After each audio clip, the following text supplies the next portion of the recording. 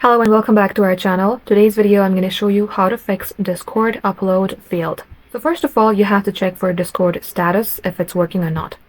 For that, open a browser, type in discordstatus.com. If you see all systems operational, you're good to go. Now for the next step, you're going to have to clear the cache.